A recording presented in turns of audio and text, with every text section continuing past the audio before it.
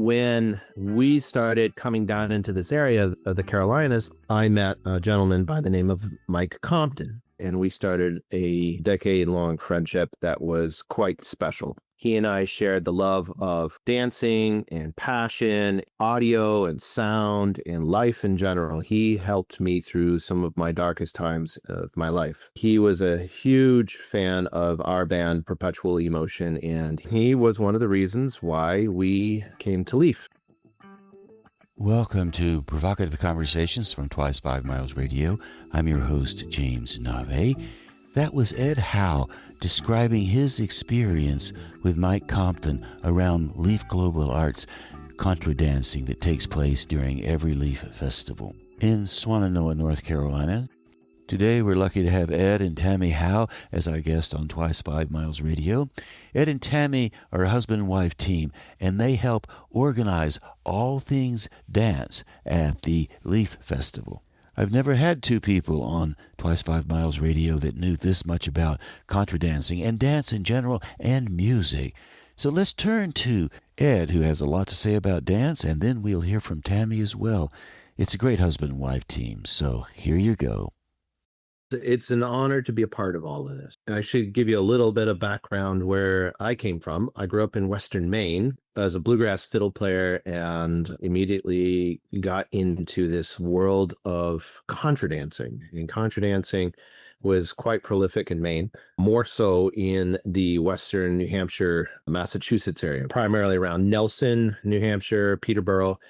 There was a guy by the name of Tony Parks. There was another guy, Dudley Loffman, Bob McQuillan, who back in the late 40s started a community project called Contra Dancing out of the Nelson, New Hampshire area. And actually, that is one of the oldest contra dances ever in the country. In 1947, brought together a community of people. There was no quote unquote band. There was no quote unquote audience. It was a community gathering of people that came together for a potluck, commingling.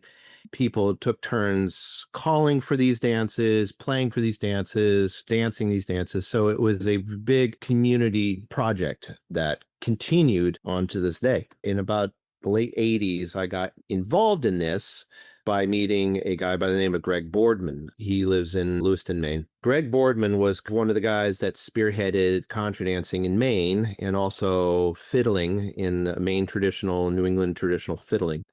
Around that same time, in the late 70s or so, there was a band that developed called Wild Asparagus. They were revolutionary in kind of spearheading contra dancing throughout the country. They brought a huge community to the West Coast and also down to the Appalachians. It took off like wild. People started realizing that this was a lot of fun. Down here, there were more square dancing, old time music, and they started embracing this culture of dancing, contra dancing. That's how it started pushing itself out into the community. I was asked to be a part of a band in the late 90s called Wake the Neighbors, where I met the guitar player John Cody in about 2005 and 6. I started a family in Maine and found that as a fiddle player, I could go out and start playing for these dances. John and I started a band called Perpetual Emotion. It was one of the iconic bands that changed things in the world of contra dancing because we played electric instruments and we looped and we did electronica and people were excited about that. When we started coming down into this area of the Carolinas, I met a gentleman by the name of Mike Compton, and we started a decade-long friendship that was quite special. He and I shared the love of dancing and passion, audio and sound, and life in general. He helped me through some of my darkest times of my life. He was a huge fan of our band, Perpetual Emotion, and he was one of the reasons why we came to Leaf. I believe it was 2011 for the first time. I'd always heard about Leaf. I was able to come to Leaf and play as Perpetual Emotion on the Brookside stage and was immediately greeted by this amazing community down here. The one thing I was really turned on to was the fact that Leaf seemed to be really based upon this platform of arts and joy and excitement and life in general. It embraced this world of contra dancing and dancing in general, the arts. There was a moment where the audio side of things came up for bid to do sound for Leaf. So I bid right about the time that Wild Asparagus was going to play. And I remember being on tour out in California and getting the phone call that I got the job. We're going to do it. We're going to see what happens. And we all showed up not knowing what the heck we were going to do. And I took one look at that room. I came in on a Sunday and I spent 3 days designing and figuring it out. What a year. That was also the first year that we started collaborating with Techno Contra, late night lights and big sound. I remember doing fusion dancing till 4 o'clock in the morning there. It was just a wild time. We got traction. We had a really great thing going. And then, of course, 2020 happened, the pandemic. We didn't know what we were going to do. We subsisted and we kept going. It was right about 22 when I met my beautiful wife, Tami. Leaf has become a major part of my life and definitely a part of my future. We're creating a really, really unique environment for not only the contra dancing world, but also the Leaf community. That's where we're at today, and that's why we're talking. So, Tami, how about you? What is your overlap with Leaf, and how do you fit into this story? It's the contra dance. I've been contra dancing 3 or 4 years now. You meet people and I said, where'd you start dancing? 25% people, Leaf was their first introduction to contra dance. And their whole life changed once they know this dance exists. Then they go search it in their local area. And most local areas in this space have a local contra dance. I'd signed up to volunteer, I think in 21. And then I broke up with my boyfriend right before that. So I told him he could go volunteer and I went and did something else. Met Ed that December, so that was in October. I met him in that December. You said contra dance changes lives. I've heard that many times. Why does contra dancing change lives?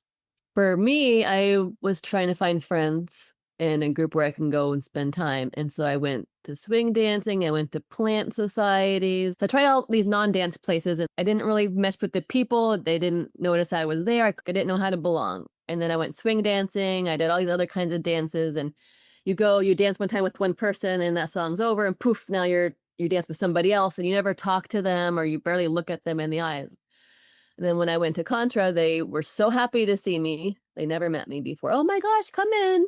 But it was also the first time I looked so many in the eyes before for a long period of time. You know, you look, you glance and whatever, but now you have to do the element. So you got to be looking. You build and work with people as you work through that set. And so it's not just dancing. You're remembering patterns, you're working, you're failing, you're building, you're trusting each other. Each new dance is like that. You're just thinking about that next move and where the momentum is. I just felt like I belonged. They don't expect anything other than have a good time and show up. I think it's being seen, but not like above everyone else. You're part of the community. And I think that's what the Leaf Global Arts idea is all about, to have the door wide open. You come and you are seen in a collective experience that still allows you to be seen as who you are. And people always love watching us waltz, and we mess up, and I want to keep messing up with them because I don't want people to emulate us and put us on a pedestal. I want them to see, oh, we messed up, oh, we're giggling. Then that makes it more approachable for other people to do that. Last year, we took the stage and we turned it 90 degrees. I made that a big, big point. I wanted to do that because the side of Brookside was modified and opened. Thing that I love about that is it breaks down the exclusiveness of what we are creating over there, opens it up, and it gives it more accessibility to anybody. We are a very inclusive and accepting community. One of the things that it does is it doesn't exclude any of the lines to the more advanced dancers. The advanced dancers, we all crave and want people who have never danced before to come and be with our community. I talk about tradition a lot. What is a tradition? A tradition is an experience or a thing that was created with passion and it catches on like wildfire. It is not a definition of a thing, it's a definition of a way. And contra dancing, if you look at back the way it was presented, it wasn't presented as a mechanical thing. It was presented more as a way of life. There was no money exchange. There was no exclusion. There's no common practice. You bring your family, you bring your loud and boisterous kids, you bring your potluck, you get on stage, you get on the ground, you get in the way. Play a song, you call the song, and then you can dance the song. So people would do all of the things. You're not just there to dance. And you don't have to be good. You just need to be there. Show up. There were no substances, no drinking, no smoking, none of that stuff. It was a wholesome social exercise.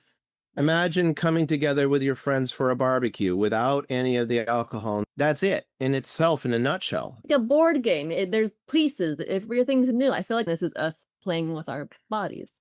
Contra dancing in itself has become throughout the country a very safe haven. We accept with open arms. The smiles and the returning people. I can tell you this, we can go to the West Coast right now for a big dance weekend, and I will see the same community show up. They will travel and spend huge amounts of money to come and be with the people who accept them in this world. That's one of the things why I feel so connected and special with Leaf, because Leaf carries that same spirit that the contra dance community has, and that's why we are such a beautiful pair. And it just breeds more evangelists. The guy who's going to come teach one of our classes, he said he was there a couple years ago. He saw this crazy thing happening. He's like, I can't do that. And some old 50-year-old lady came and said, you're coming with me. He's like, I can't. She's like, you're fine. Changed his life. Now he's teaching and prophesizing and all these things about contra. So yeah. Life-changing experiences. So important. And that's why when I turn the stage, the lines now come out to the opening. You walk in and you see this thing happening, and you see 4 or 5 lines here with people's arms outstretched, ready to grab you and pull you in and give you this experience. You don't have to know what you're doing. And immediately you start at the end of the line and you work your way up closer and closer to the stage. It is such a wonderful experience. I recommend anybody, seen people out there in wheelchairs dancing. Grab them, they pull them in, they throw them through and keep them going. I've had people in their late 90s dancing, blind people dancing, deaf people dancing, wheelchairs. Chairs. And we love that. They're not a burden. There's no burden. All right, I can go on and on. Yeah. Well, we're glad you're going on and on and on, because here. That's the whole we're smiling, we're just dancing in our imaginations. Place, Brookside. People listening to this who've been to the Leaf Festival or the Leaf Retreat, they know Brookside. If they've been there, once you go in it, you remember it. It's an unusual, beautiful, incredible spot. For those people who have never been to the Leaf Festival, never been to a contra dance, they might think Brookside is a little tent along a creek somewhere.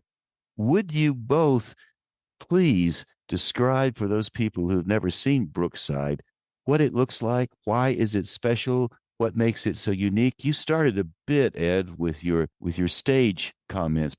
What about it? I remember it myself. I remember it when the Leaf Festival first started in 1995, and I also remember the dance community existed on that site in Brookside long before Leaf Festival existed, through the Black Mountain Festival. Started in 1981 or 82. So there's been dancing going on there for a long, long time. The place, tell us about it.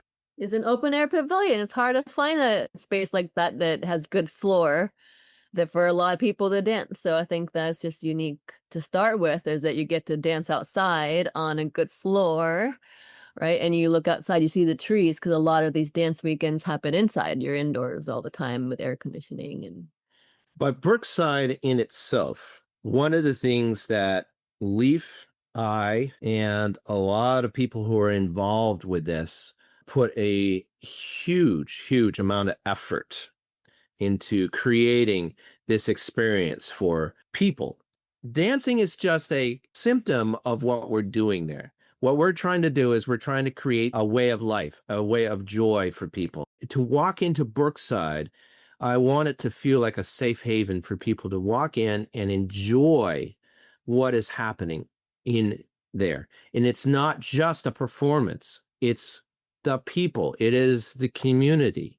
And you walk in there and it's a place to sit down and relax, to do yoga, to do ecstatic dance, to do contra dance, to do zydeco, to do all kinds of things where you interact with each other. So hopefully the idea is, if you walk in Brookside, someone's going to ask you to dance.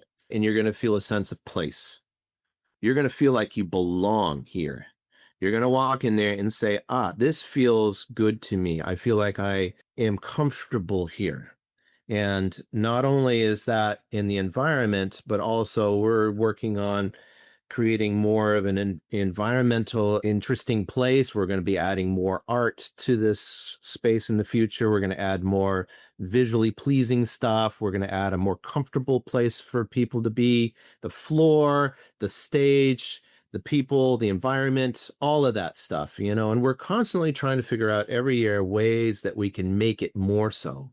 This works. We're going to create this consistency every year. The floor works. We're going to use the same floor. The sound system works in that way that we created it in the past. We're going to do it that same way so that we give people that same experience, just better and better and better.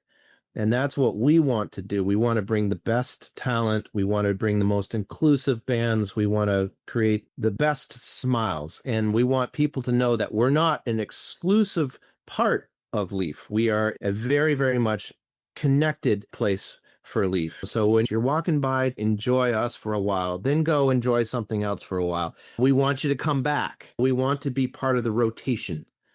Tami, you mentioned floor. A floor, so what? A floor is a floor. What? Or is it? You're a real dancer when you worry about the floor in your shoes.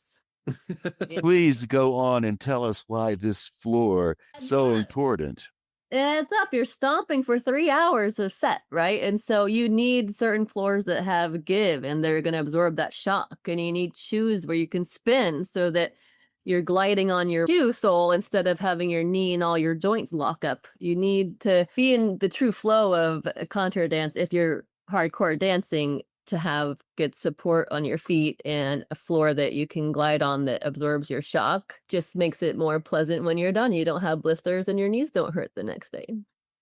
The floor at Leaf is very, very, very special. And we should be very, very aware of the labor and the efforts. It's massive to get all of that lumber and all of that plywood and get it down. Takes a huge monumental effort. I think one of the largest efforts that goes on at Leaf to put this floor down and get this floor back up and make sure that it is clean. The whole thing starts shifting sometimes. We got to make sure it stays in place. Mm-hmm.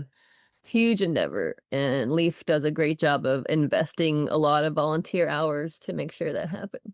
I had so much anxiety the year that I took over that room, hoping that that floor was going to go down. We depend upon that so heavily for the quality of our experience there. And I got to hand it to Lee. Lee does such an amazing job taking on that effort every year. All of the volunteers that come with the dozens of screw guns and pounds of screws that we put down and all the floor wax that we put down and all of the people that clean it and brush it off. It's a thing. and the hardcore dancers notice that. Some of them won't come and dance unless they know it's a great floor. Go a little further into this floor description. People listening will be thinking of screws. They bring the floor in. All these volunteers. What are the components of the floor that makes it so special? I mean, I don't know how many pieces. Is it plywood? It is plywood. Yeah, they're like, I don't know how big they are, but they're big pieces of plywood that need to be lifted off the ground with some kind of foam or squish underneath. And so getting the foam down, or I don't know what they put down to pad it, each piece needs to be put on another piece of lumber. And if you use the wrong piece for the wrong side because you did it out of order, then you can mess up the whole thing. So I think it's like a humongous puzzle. I don't know how many square feet it is. It's not just getting the pieces down, but it being level and flat. You don't have one piece that goes up higher than the other. Someone might trip. The screws start coming out because each corner of the plywood has got to have a screw in it. Many screws. The subfloor, we put down a vapor barrier. It's literally like we're building a house every time. Yeah. And then we have to dismantle that house. Well over 20 people every year. To put it in context, it is a basketball gymnasium. We put a huge amount into making that environment right. And that shows the passion and dedication of the artists, the people who lead this and think this and build this. I mean, there's a lot of people you don't see in Brookside all weekend that are enormously valuable to that experience. And we owe so much gratitude and thanks to them. And not only is the floor a tangible proposition for folks to dance on, the floor is a metaphor for the entire Leaf Global Arts world. Yeah. The effort that goes into creating a support system for the dancers so they have a safe experience is also the same attention. And we have to thank Jennifer and Lee and all the volunteers, the same attention that's paid to the entire Leaf Global Arts community. It's a foundational support that holds up all of us, even if we aren't dancing on the dance floor. I loved it, Ed, when you said, oh, you can stop by, see the dance, and go to somewhere else. So you stop by, you see the dance, you walk over the supportive leaf, you watch the dancers on the tangible floor that bounces with all of the attention paid there. And then you go down the hill, walk by the lake, buy yourself a little food, and go over to some other event, and the support still sits there. Yes. Both metaphorically and realistically. Imagine you are coming to Leaf for the first time. Imagine you don't know what you're about to experience. And imagine walking into Leaf and seeing all of this music and joy and happiness happen. And imagine walking up to the Brookside stage and seeing 300 dancers dancing and not knowing what is going on. But imagine you had just left your life and you're feeling down and you wanting some sort of something to help uplift your life. You're not feeling a sense of place, but you're walking by this opening, this beautiful opening, and you look inside and you see all these incredible smiling faces, but you're also seeing people with their arms outstretched, waiting for you to put your hand in their hand and be included unapologetically with no conditions. You are accepted as who you are because you are a person. You are now a part of this life, and they pull you in, and immediately you're shoved into the hands of all of these amazing people who are accepting you. Every dance goes on for about 15 minutes, and you'll end up going all the way down this line and meeting the next person ready to give you a hug and ready to accept you for who you are. The next person, the next person, the next person. And then you realize that I am valued in this life. I am now accepted in this life. And it means something to these people. And the reason that works is because of the floor, because you've attracted a certain percentage of people who are only going to come because it's a good floor. But when they come, they know to reach out. They know how to help newbies. Their life has changed because of contra. They're going to help change more lives because they're the experienced ones. If you only have all newbies come, it's kind of a mess sometimes because you need some guidance in the line. And so by having the right infrastructure, you attract a certain group of people that actually ends up elevating the whole experience for everybody who doesn't really care about the floor. I will say one other thing also. Inherently in the tradition of contra dancing is the concept of equity. A lot of these people, and now because we're contra dancing so much, especially as a musician's standpoint, as a musicians, we have day jobs, we have bills, we have food we got to put on our table. The fact that Leaf being a successful festival, we actually have a way to pay musicians. We are able, as an association, to hire some of the top tier talent in the country. And also, now that we've got this power now. We can hire people throughout the world to come and bring their joy and their talents to the festival goers. That's one of the dreams that I have for Brookside, is to hire some of the top musicians in the world that play for contra dancing, but also bands Little unexpected little are unexpected. gonna rock it. Yeah, and wouldn't have been able to have been afforded by some of these other dance weekends, but can come to Leaf. What an opportunity to be able to dance to the band Jantakorum last year.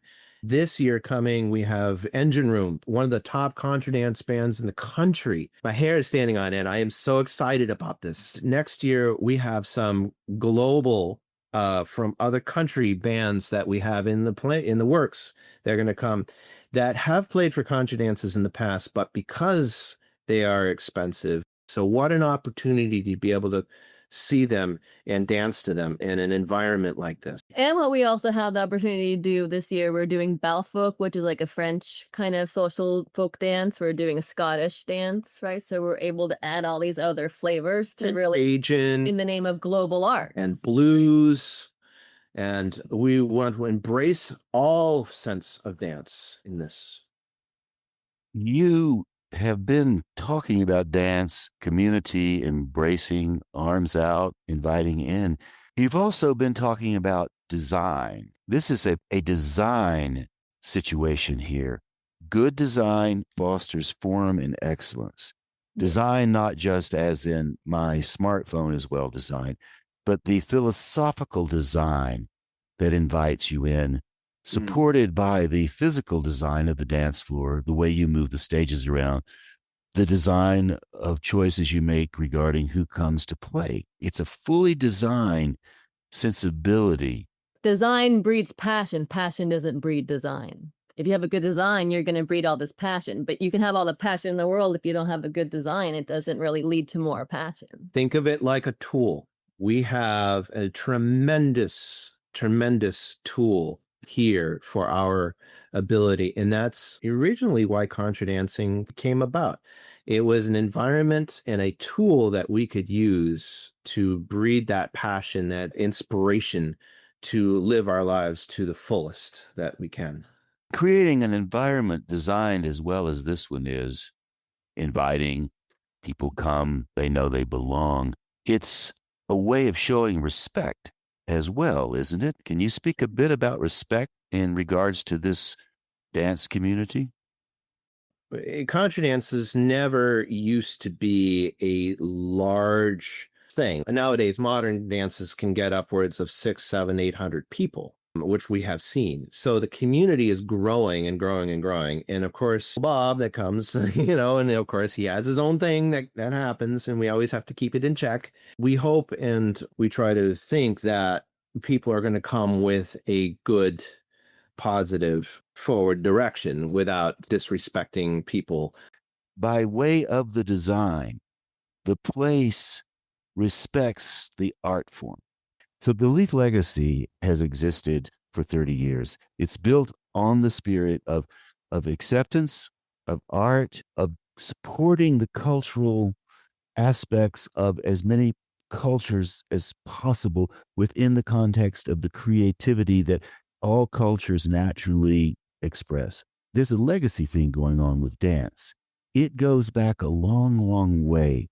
I'd like for you both to reflect on the historical aspects of its early days and how you're, as leaders of this community, moving that forward into the sensibilities of these times that we're in now.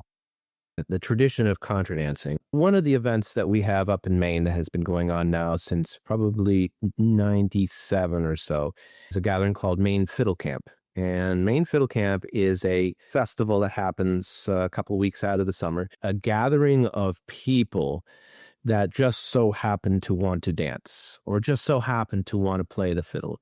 If you were to try to define the tradition of what contra dancing is, although it has the name dance in it, I think more prominently, it is a way of being. It's a way of life. It's a way of gathering. The barn dance, when you work all week in the fields and at the end, Friday night, it is the time to come and intermingle with your friends and connect. It's kind of a church for us in a lot of ways, but more of an inclusive thing. We are intermingling with each other and having a safe and very supporting party, as I would say, kind of structured in a way because a traditional contra dance is 3 hours long and you always have a break in the middle. And it always has a waltz at the end of the first dance and a waltz at the end of the night. And I would say 99.9% of all the dances I've been to in this country of all of my life follow that same platform. And it's something that you can predict and something that you always know what you're going to get. We're in gymnasiums, we're outside, we're in people's barns, we're on boats, we're in islands, we're in New Zealand, we're in Massachusetts. Roller rink skating. Roller rink, yeah, we did that. We've done it in pools too. We've done it in the water. We've tried swinging our neighbors in 4 feet of water. We value this so deeply, and we want more people to know that this is not exclusive to us. This embraces everybody of all genders, of all race, of all nations. I think we're very lucky to be part of something that can keep that tradition going, but keep it in modernizing. Ed always gives a speech about how tradition is about evolution. It's not about keeping it the exact same. That next generation isn't going to hold on to it if you keep it exactly the same. These traditions have to evolve over time.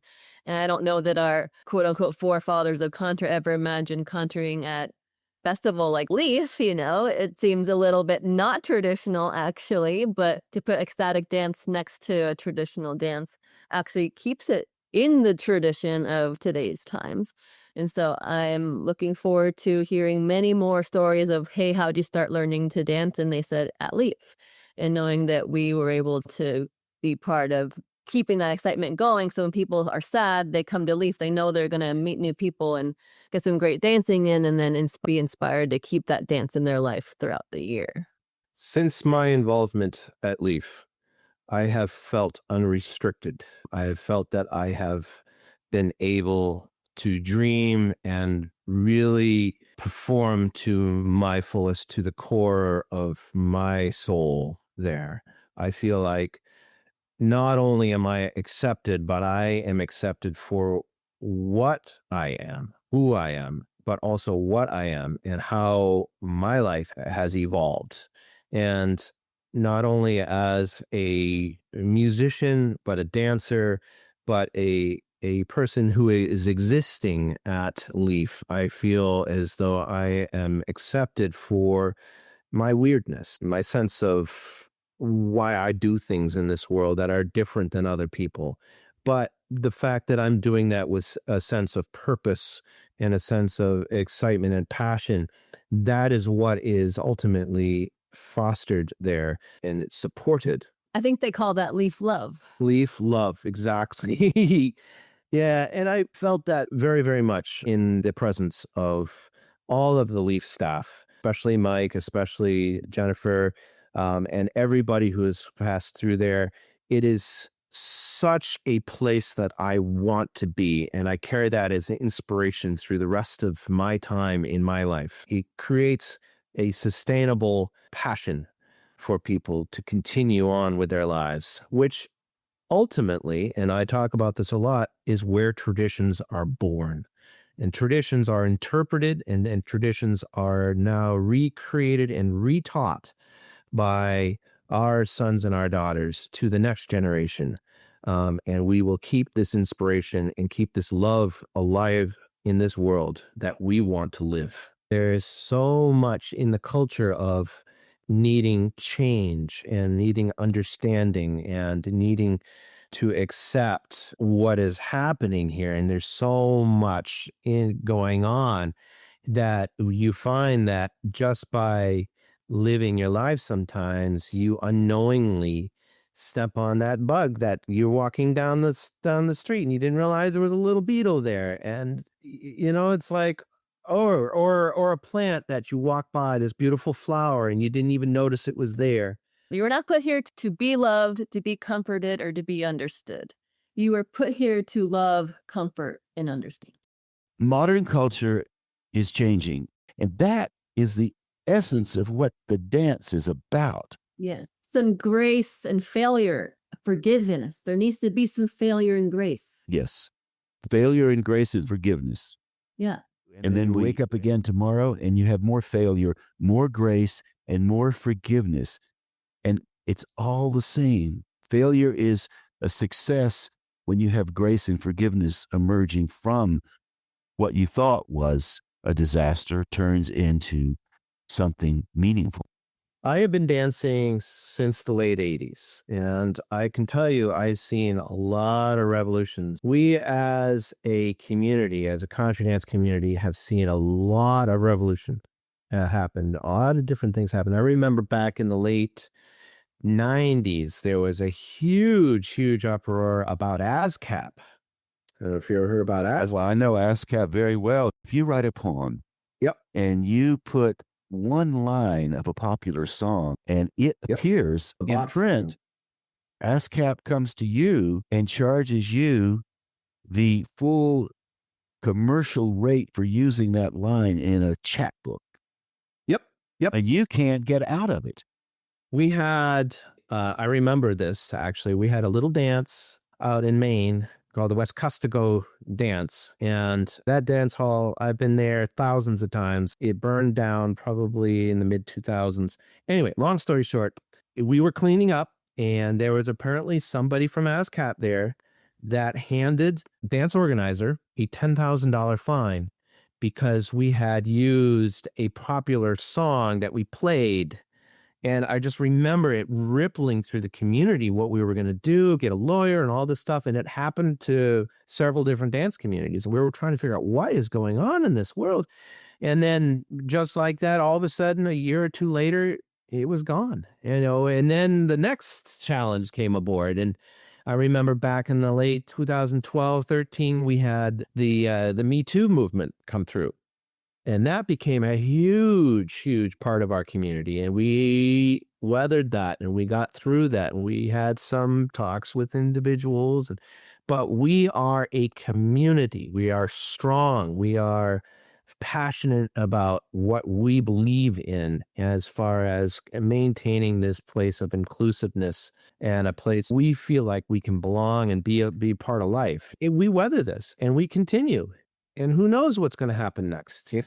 Well, we don't know, and we're in some dramatically disruptive times. Oh, boy. And I do think what Leaf offers is a place to come for repose, a place that is not so much an island, but it is an enclave of acceptance and ease. We also bond together. We are not afraid of challenges. We're not afraid of doing the hard work. We're not afraid to build the floor, to build Leaf, to manage the grounds, to take care of social challenges. We are hard workers. We are not afraid of this. And that's, I think, we all come together to create this amazing thing together. You might be interested to know that when I grew up in Western North Carolina, my father was one of the Appalachian fiddlers with Tommy Bell, and David Holt came down to Western North Carolina, and he came to my father's groups when he was a young man. I was young. David and I are the same age. And he came to collect the fiddle players and the musicians. And my father played at Parham's and Miss Hyatt's house, and he was one of the regulars. And I grew up playing guitar behind the fiddle. I don't do it much anymore. I used to go to Bascom Lunsford's gathering in the 50s, and the Earth Fair parking lot, which is still the Westgate's parking lot, was where everybody went after the big show to play music late into the night. Square dance, clog, fiddlers standing behind the pickup trucks with each group playing, and the whole parking lot was full of this cacophony of Appalachian music. My father was in there, and so I managed to the spirit. I do. I know the spirit. And when I remember one of my strongest memories, Tommy Bell, who was famous for playing "Listen to the Mockingbird." Yes, and he could make the fiddle sing like the mockingbird. And Tommy Bell was an old guy. My father came back from World War II and played with Tommy Bell until Tommy Bell died. But we would go to Bent Creek. If you drive up to Lake Powhatan, as you're driving down that road before you come to the deep, sharp curve that then takes you straight out into the Powhatan area, Tommy Bell lived in a little Airstream trailer, and it sat beside his children, and they provided him this place to live. So we would go to Tommy Bell's Airstream trailer and play music in that little trailer. The guitar players, the fiddle players, the banjo, whomever showed up. This was back in the day when Bob Presley just lived around the corner, and he was the big racing driver that was down at Amboy Raceway on Friday nights in the 50s and the 60s. I do appreciate what you're talking about, and that's why I was exploring the legacy idea of it. That is it right there. Yeah, it really is. It's hard to describe, but it's easy to feel. Will you be at Leaf this year? I've been to every one of them. I'm running the slam. I'm running the poetry slam. Oh, man, the slam. I'm as excited about the slam as you are about the dance, because we've been doing the slams since 1995. It goes back to the original slam in Asheville. And this, of course, the spoken word movement and the slam poetry movement and poetry, it runs parallel lines to the dance. It goes back to the first utterance of the words around the fires all those years ago, and then moves forward through all of the poets and all of the people that have told stories all this time. The Leaf Poetry Slam this year, we are now moving forward to the future.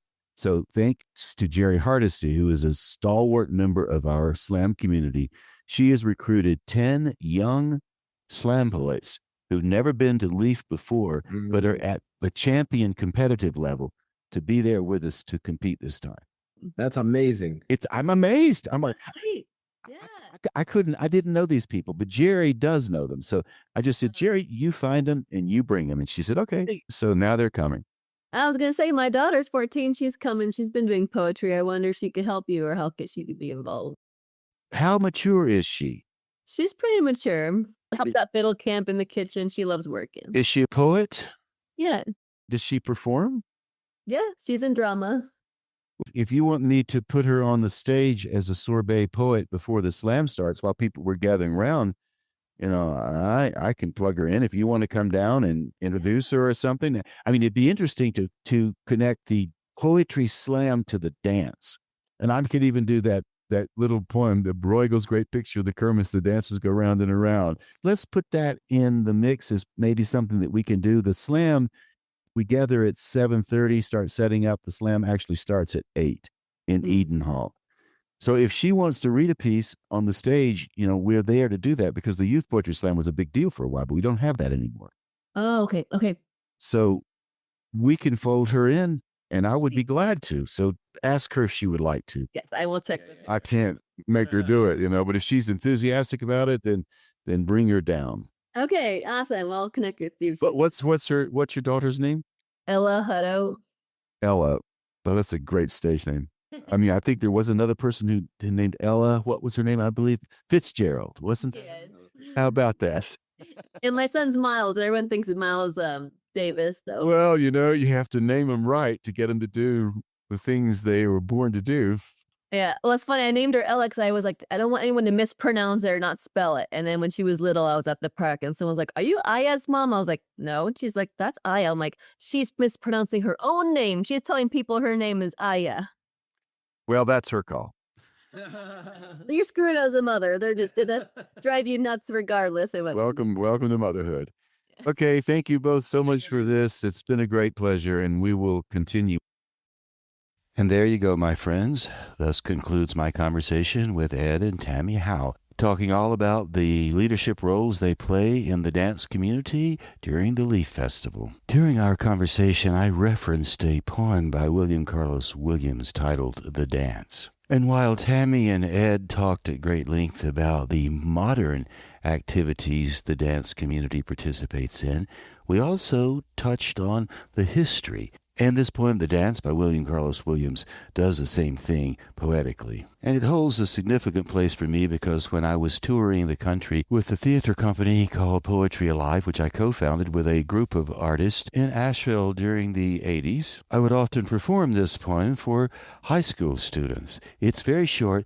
It's full of onomatopoeia, the sound of dancing, and it also captures the essence of dancing just in the same way that Ed and Tami did so in their descriptions of what happens during the Leaf Festival with the dance community there. So here it is, The Dance by William Carlos Williams. In Bruegel's great picture, The Kermis, the dancers go round. They go round and around, the squeal and the blare and the tweedle of bagpipes, a bugle and fiddles tipping their bellies, round as the thick-sided glasses whose wash they impound, their hips and their bellies off balance to turn them, kicking and rolling about the fairgrounds, swinging their butts. Those shanks must be sound to bear up under such rollicking measure, prance as they dance in Bruegel's great picture, The Kermis. And that was the dance by William Carlos Williams. It does capture a sense of what it feels like when you spin your partner round and round and the music is playing above the floor and everybody is there all at the same time, just whirling and whirling. So as I said, I used to perform the poem, and I had it memorized at one time, but I don't remember it fully. So I went to allpoetry.com and found it online and was able to read it to you. There's a little analysis as well that goes along with this. I'd like to read that analysis for you, frame it in a bit of an academic way, just for balance.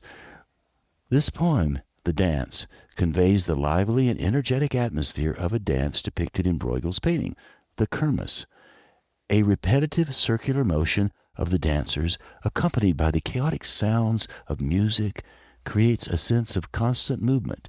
The physicality of the dance is emphasized through descriptions of their swaying hips, balanced bellies, and kicking legs.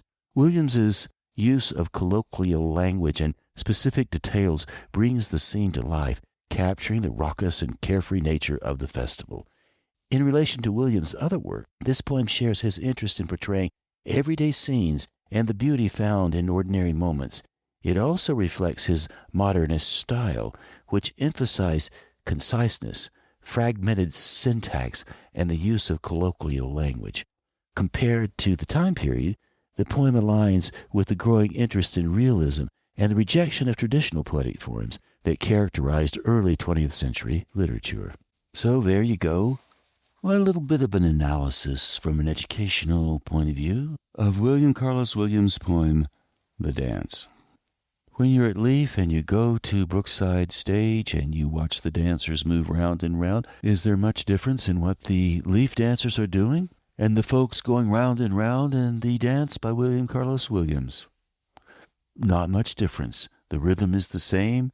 The movement is the same. The joy is frolicking and rollicking, the same, stretching across ages and ages and ages, centuries and centuries. And if you go to any culture in the world, you'll find people appreciating the way movement happens, and the movement expresses how their cultures hold together, interact, support them. Doesn't matter what the culture is. Sometimes the movement is small and gentle and sublime. Other times it's loud, raucous, and large. And there are dances for every occasion: the solemn funeral, the joyous wedding, the birthday parties, a launch party for a book, or a party for someone who's returning from a long journey, or someone leaving for a long journey. I guess when you really sum it up, there's probably a dance for everything we've ever done as human beings, in a way to ritualize what's happening, in a way to accommodate it, a way to celebrate it, a way to grieve it, a way to look forward into the future collectively.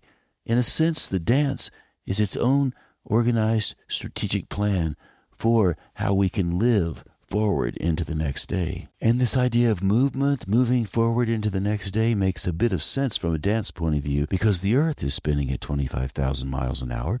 So why wouldn't we spin round and round, matching the Earth's momentum? From that point of view, all our twirling and spinning makes a great deal of sense in terms of how we're fitting in to the bigger picture of what it means to live here on this planet, what it means to be global. Because all people dance, doesn't it connect us in a way to some sensibility that can only be described as global? We live in this global situation, the spinning of the globe. And yet, as I sit here finishing this show, recording it, watching the late summer fly buzz around my desk, looking out at the blue sky in Taos, New Mexico, where I'm recording this, regarding Marley on the floor, the big black lab I'm taking care of right now, thinking of coming to the Leaf Festival in October, watching the people twirl around at Brookside, and thinking about how we're always twirling.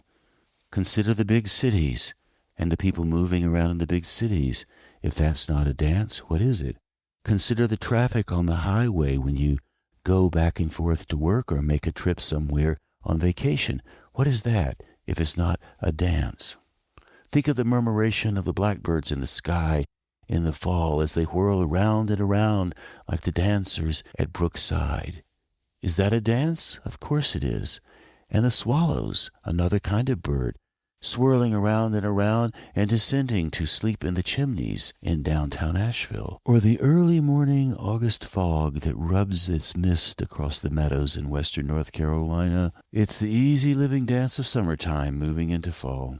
And that, my friends, is about all I have to say regarding dance. I hope you have enjoyed this time that we've been spending together. Thank you for listening to Provocative Conversations from Twice 5 Miles Radio. I am your host, James Navé. Thank you, Walter Parks, for our theme song, walterparks.com. For more on Walter's music, you can always reach me, Navé, at jamesnavé.com. Navé is spelled N-A-V-E. This show airs every weekend on WPVM-FM in Asheville and KCEI, Cultural Energy Radio in Taos. If you like to write, consider visiting imaginativestorm.com. Interesting place to learn more about how to be a better writer.